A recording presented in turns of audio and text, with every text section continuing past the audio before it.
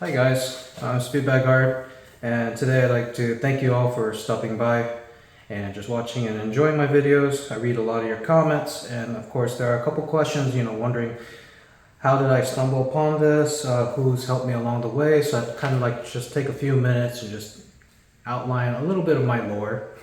Lord. So how I got into this style of speedbagging. So this is called Bible style speedbagging. This was developed by Alan Kahn, who is the godfather of speedbag. He wrote a very comprehensive book called the Speedbag Bible. Outlines 24 different techniques to hit the speedbag in terms of the number of hits on a side, the direction of each panel. There's a lot of very intricate stuff that goes on here. I'd also like the chance to give a shout out to Jeff Thrasher. He is an incredible friend and swivel maker.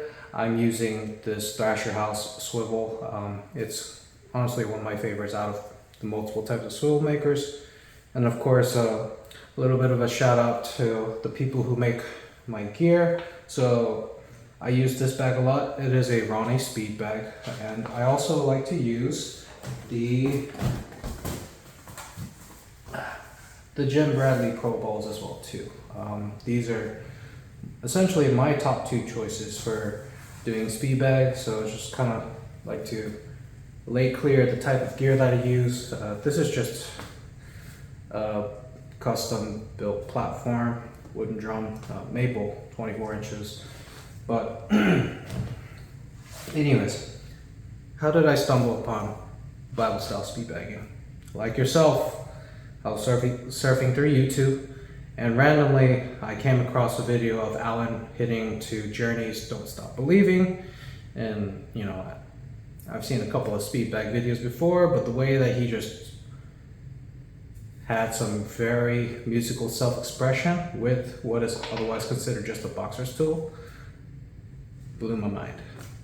So that's how I fell into the rabbit hole. But while falling through the rabbit hole, I found a lot of wonderful resources to help me through. Jeff Thrasher also, in addition to being an incredible manufacturer for swivels, he also has a very helpful playlist on YouTube called How to Speedbag the Easy Way.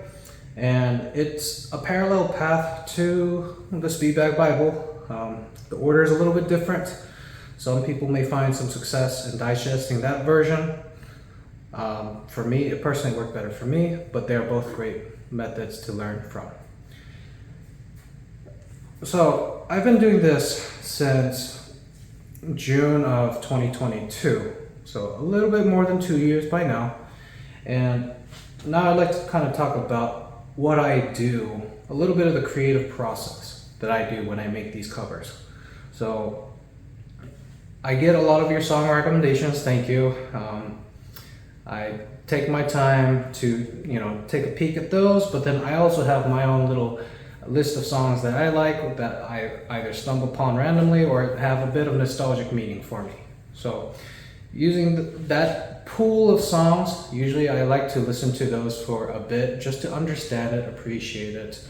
There's a lot of phrases, there's a lot of breaths, and part of the fun for me with punch drumming is that I can essentially create my own patterns to complement the song. One caveat too, I've played a lot of rhythm games. So Dance Dance Revolution, the one where you step on the arrows in time with the music. Pump It Up, which is another version of that, except there's 5 arrows, a diagonal and then a center. Love rhythm games. They're a little bit pricey to do at the arcade nowadays. It's just the cost of economy nowadays. And of course, Step Mania, and I know Osu. I'm horrible at Osu, okay? Any toddler can beat me at Osu. It's pretty funny. But the concept is the same. So in those rhythm games, they have what's called a step chart, or pretty much a data sheet that outlines and synchronizes certain steps, certain inputs to time with the music. And for me, I like to approach me building my choreography with the speed bag in a similar way that someone would create the step chart for one of these rhythm-based games. I want to create hits that's synchronized with the notes in a song. Not only the rhythm, but as well as the dynamic and the phrasing. Because I don't want to overpunch and go too hard on like a ballad. And then on the other hand, I don't want to go too wimpy on a metal song. So the fun for me is figuring out how do I tinker and get that intensity right. And then how do I portray that in a very live and moving manner? Because if I wanted to, I could just do all my hits on just one side of the bag. But visually, that's very stale, right? It's kind of as if you're playing a rhythm game and you only press 2 buttons the entire time, the up and down arrow. Yes, you'll be able to synchronize it with the music, but it's a bit dry. So I like to expand my techniques, my means of self-expression, to getting different sides of the bag, different techniques, elbows, hands, fist rolling, and just being able to be comfortable to take my own skill level, my understanding of the song, and then try to find a way to bridge the gap in a way that's both visually appealing, but acoustically pleasing. Okay? This process here takes time.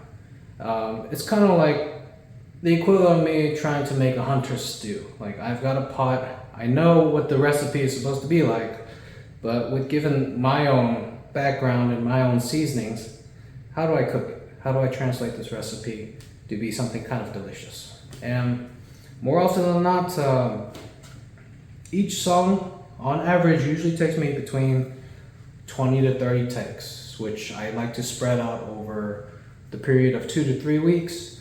There are some songs that I feel a lot of energy towards and a lot of good compatibility with, so sometimes I can get done a bit faster. Others, like Dragon Forces Through the Fire and Flames, that one took me about 3 months because it's a very technically difficult song, and a guy like me who's just jamming away in his garage, and especially in the summertime, I'm just wilting, right? So there's a factor of my endurance and just trying to make sure to build up to that skill level without completely exhausting or injuring myself or burning myself out. So that's my recipe, essentially. And the fantastic thing is, everybody who speed bags or hits to music will do it a different way. Some people will hit along with, pretty faithfully to the background drums, the bass guitar. Some people will, hit along with the vocal line or the main melody line. That's how it's usually done in most of the melody games. And for me, I like to flirt between the two. I like to sometimes toe onto the melody line. Sometimes I like to dive back into the acoustic part. But I like to do it in a way to where I want to be the guest, the featured guest on a song that is already very well established. What flavor can I bring to this already well-cooked broth in a way that'll just make it a bit more interesting, okay? I don't want to overplay it because it's a bit silly. I'm working with limited gear.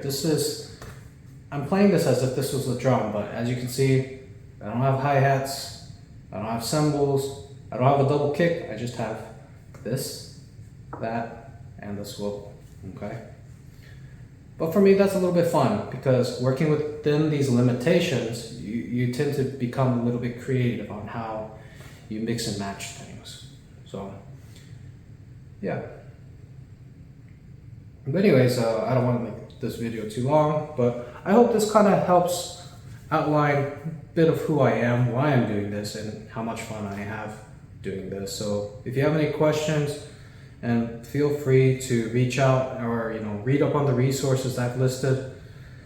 Very fun, very good, and the journey of learning this is, I'm a bit more than 2 years into it, but some people pick it up quicker, some people take their time to just savor and enjoy the flavor. And there's no wrong way to do it, just have fun with it. So I hope this brings a little bit of light into my hobby and into my craft. So thank you.